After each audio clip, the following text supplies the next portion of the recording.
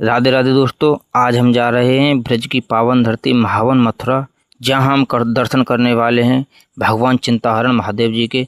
तो दोस्तों अब हम पहुंच चुके हैं मंदिर में, हमने एंटर कर लिया है। तो दोस्तों भीड़ अत्यधिक थी। हम वैसे तो काफ़ी सुबह गए थे, लेकिन फिर भी हमको भीड़ बहुत अत्यधिक मात्रा में मिली है, क्योंकि सावन का मौसम है और सावन के मौसम में महादेव की कृपा सभी भक्तों पर बरसती है। तो दोस्तों हम सभी के सभी, मैं, खुशबू, भाभी, गगन और सभी हमारे दो एक आध मित्र और हैं, तो हम सभी के सभी हम चिंताहरण मंदिर महावन मथुरा में जो पड़ता है, हम यहाँ के दर्शन करने के लिए गए हुए हैं। तो दोस्तों बने रहिए, मैं आपको बहुत ही शानदार दर्शन कराऊंगा। आप मेरे ब्लॉग में बने रहिए, और अगर मेरे ब्लॉग में आप पहली बार आए हो तो दोस्तों आप एक अपना लाइक और एक कमेंट और एक अपने चैनल को सब्सक्राइब करके ज़रूर रखें, ताकि आने वाली धार्मिक स्थल की वीडियो आप तक सबसे पहले पहुंचे। तो दोस्तों कहा जाता है कि भगवान शिव का यह स्वरूप भक्तों की चिंता को दूर करने वाला है, क्योंकि इसीलिए इसका नाम चिंताहरण मंदिर पड़ा हुआ है। तो चलिए दोस्तों बिना समय गवाए हम आगे चलते हैं। तो प्यारे साथियों, जैसे जैसे हम मंदिर में आते हैं तो दोस्तों मंदिर में घंटियों और जयकारों की गूंज हमारे कानों में हमें बहुत ज़्यादा आनंदमय महसूस कराती है। यहाँ पर सभी भक्त आकर के शांति से बैठते हैं, शांति को महसूस करते हैं और शांत वातावरण को बहुत ज़्यादा महसूस करते हैं। तो दोस्तों आप देखते रहिए, अत्यधिक भीड़ है यहाँ पे, और बने रहिए मेरे ब्लॉग में, अंत तक मैं आपको दर्शन कराऊंगा। और दोस्तों इस मंदिर के जस्ट पास में ही यमुना मैया है। यमुना मैया बिल्कुल इसके पास में ही है, चिंताहरण मंदिर के जस्ट पास में ही है, बिल्कुल पास में सटी हुई है। तो वहाँ पे भी हम चलेंगे, वहाँ उसके भी दर्शन आपको हम कराएंगे। तो दोस्तों हमको जैसे कि हमको पंडित जी ने जो हमें सामग्री दी है, जो हमें पुष्प और जो हमको दी है, हम उसको भगवान भोलेनाथ पे अर्पित करेंगे।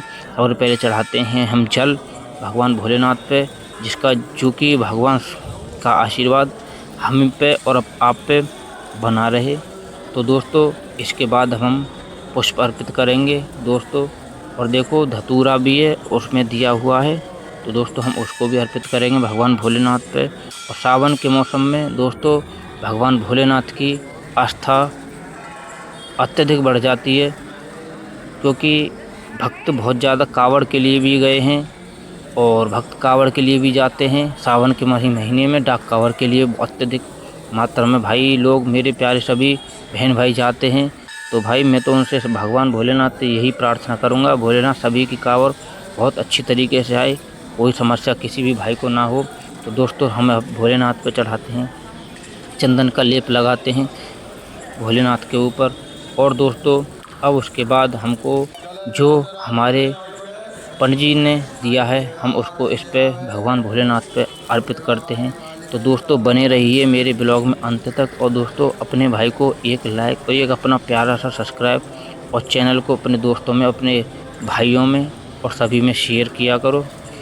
तो प्यारे साथियों हम अब पुष्प अर्पित करने वाले हैं भगवान भोलेनाथ पे, जिससे कि भगवान की अनुकंपा हम सभी पे, आप पे और हम पे बनी रहे। तो दोस्तों भगवान भोलेनाथ का हाथ माना जाता है कि भगवान भोलेनाथ इतने भोले हैं कि ये बहुत जल्दी भक्तों की पुकार को सुनते हैं, बहुत ज़्यादा, क्योंकि ये बहुत जल्दी प्रसन्न हो जाते हैं।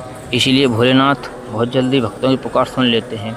तो दोस्तों हम और खुशबू और भाभी और गगन सभी के सभी हम बहुत शिद्दत से आए हुए हैं यहाँ पे पूजा करने के लिए। सावन का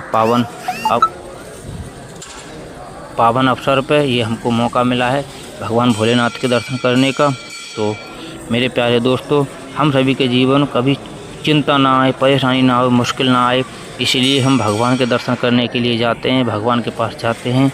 और ऐसे समय भगवान पर विश्वास और सकारात्मक सोच हमें बहुत ज़्यादा हिम्मत देती है। तो मेरे दोस्तों अब मैं आपको बता दूं, भगवान की ये प्रार्थना कि सभी के घर में सुख शांति बनी रहे, हर व्यक्ति के जीवन में परेशानी दूर हो जाए, इसलिए हम भगवान के चरणों में अरदास लगाते हैं कि भगवान कोई हम पे समस्या ना आए। तो दोस्तों यहाँ आकर सबसे अच्छी बात मुझे यह लगी कि यहाँ का वातावरण बहुत ही शांत है, और चारों तरफ जयकारे गूंज रहे हैं, घंटियों की आवाज़ गूंज रही है और बहुत ही आनंददायक महसूस कर रहा हूँ मैं यहाँ पे आके। ये समझ लो भक्ति में एक अलग ही रंग है, सच बता रहा हूँ। भक्ति में रमा हुआ व्यक्ति अपने आप को बहुत ही सुख और स्वस्थ और एकदम तंदुरुस्त महसूस करता है। तो प्यारे दोस्तों, आप भी भक्ति में थोड़ा बहुत अपने काम से फ्री होके भक्ति में भी लीन हो जाया करो थोड़ी बहुत देर के लिए। तो मेरा मानना है कि धार्मिक यात्रा सिर्फ दर्शन करने के लिए नहीं है। कभी कभी ऐसी जगहों पर आकर इंसान कुछ समय के लिए अपनी भाग दौड़ भरी ज़िंदगी से दूर हो जाता है और अपने मन को शांत महसूस कराता है। तो यहाँ पे हमारी मैया हैं, मैया को हमने जल अर्पित किया है और मैया को जल अर्पित करने के बाद अब हम सीधा चलते हैं बाहर की तरफ, क्योंकि भीड़ अत्यधिक मात्रा में है यहाँ पे। और हमने सभी के बारी बारी से सभी भगवान के दर्शन किए हैं और बहुत ही ज़्यादा अच्छा लगा दर्शन करके। और दोस्तों, अब मैं आ जाता हूँ बाहर निकल के। ये हमारी यमुना मैया है। हमने यहाँ पे आके सच में इतना अच्छा महसूस किया। देखो, आप देख रहे होंगे यहाँ पे यमुना मैया में बहुत से लोग आके गोता भी लगा रहे हैं, बहुत से स्नान भी कर रहे हैं। और दोस्तों देखो, ये समझ लो ये चिंताहरण मंदिर ही है। इसके जस्ट पास में ही जमुना जी है और जमुना जी का जल स्तर बहुत कम है फ़िलहाल। क्योंकि इसलिए कम है अब कि ये जमुना जी है भाई। हम जमुना जी पे आए हुए हैं, हमने जमुना जी के दर्शन करे, स्नान किया। अब हम स्नान करने के लिए, और यहाँ पे हमको बहुत मज़ा आया। यहाँ पे देखो सभी हंसी मजाक कर रहे हैं, यहाँ पे सभी बैठे हुए हैं। हमने बहुत एंजॉय किया है। आप देखो यहाँ पे सभी बैठे हुए हैं और यहाँ पे बहुत अच्छा लगा यहाँ पे आके। और देखो यहाँ पे आप देख रहे होंगे जमुना जी पे बहुत ही अच्छा लगा भाई। यमुना जी के दर्शन करने आए हैं। देखो बिल्कुल यमुना जी पास में है। ये यमुना मैया है। फाइनली दोस्तों, दर्शन करने के बाद अब हम थक चुके हैं। अब थकने के बाद अब हम आ चुके हैं इस पार्क में। शायद ये है रसखान जो थे वो पार्क है, रसखान जी का पार्क है। तो प्यारे दोस्तों, अब हम यहाँ पे आके आराम से थोड़ी देर आराम करेंगे। उसके बाद अब हम सीधा घर के लिए निकलेंगे। तो यहाँ पे आके देखो चारों तरफ इतना बड़ा पार्क है। ये काफ़ी बड़ा पार्क है। हम काफ़ी देर से घूम रहे हैं, लेकिन हम पूरे पार्क में नहीं घूम पाए, क्योंकि पार्क के बहुत ज़्यादा ब्रॉड एरिया में है। तो यहाँ पे देखो ऊंचा है, कहीं से नीचा है, और चारों तरफ हरियाली घास है और बहुत शांत वातावरण है। यहाँ पे लोग भी बैठे हैं, लेकिन लोग शांति से बैठे हुए हैं। कोई किसी से कुछ बोलता नहीं, कोई किसी से कुछ कहता नहीं। तो मेरे दोस्तों, आप जब कभी भी आएँ तो ऐसी प्लेसों पे घूमा करो। अब ये भैया से मैंने पूछा, भैया क्या कर रहे हो? तो ये खेल रहे थे लूडो, गोटी जैसे कहते हैं। मैंने कहा मुझे भी खिला लो। तो वो कह रहे भैया थोड़ा सा रुक जाओ, ये पारी हो जाए आप भी खेल लेना। लेकिन हमारे पास इतना टाइम नहीं था। वो हम मजाक के तौर पे इनसे बोल रहे थे। ये फिर बुलाने भी लग गए हमको, लेकिन फिर हम गए नहीं। हम को थोड़ा आराम करना था। एक ऐसी शांति वाली जगह देखनी थी जहाँ पे जाके हम बैठ सकें आराम से, सोचा वाचा से, और वहाँ पे जाके। तो फाइनली दोस्तों, ब्लॉग को ही समाप्त करते हैं। Thank you for watching.